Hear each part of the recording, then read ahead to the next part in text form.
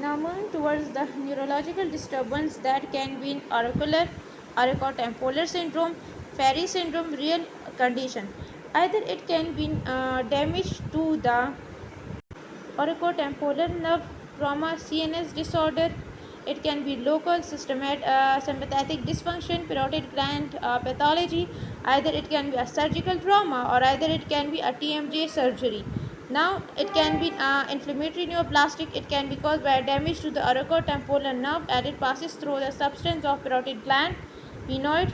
The clinical features of this is pain is uncommon, less than 10%, burning pain in nature if it was erythema, reddish, flashing, sweating in the continuous distribution of the auriculotemporal nerve. Okay. Between the attacks of pain, there may be anesthesia, paresthesia of skin in the affected area. Full investigation of parotid gland should be done. Antiparasitic controlling the you should use the perspirant controlling the sweating. These are, if you consider, this is the actually clinical features is relatable to the Fairy syndrome, in which the auriculotemporal nerve is damaged. The patient has even sweating on the parotid lesion. Okay, so yeah.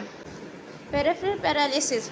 Peripheral paralysis means this is the intrapetrosal or extrapetrosal, means when the lesion affects the facial nerve in their intrapetrosal tract where the nerve passes.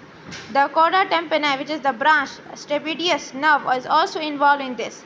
Hearing defect means hyperosia and loss of taste on 2/3 of tongue are also affected, means there is a hearing loss as well as the taste loss.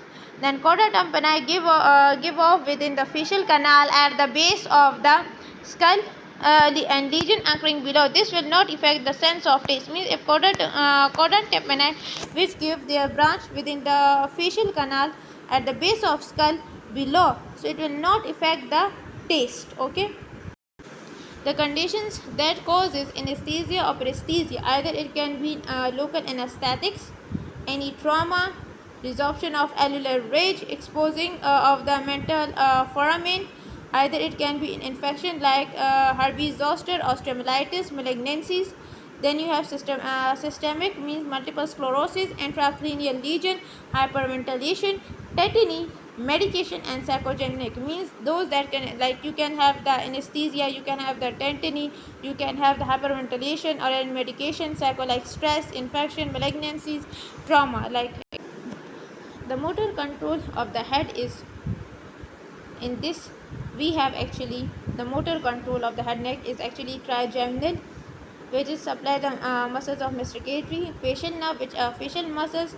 Then we have actually glossopharyngeal nerve, which is glossopharyngeal uvula, soft palate, base of the tongue, pharynx. 11 is accessory trapezius, and then 12 is hypoglossal hypoglossal tongue. It basically affected. Okay, so 5, 7, 9, 11, 12, that affects the motor control of the head and neck actually. So what 5, 7, 5, 7, 9, and then you have 11 and 12.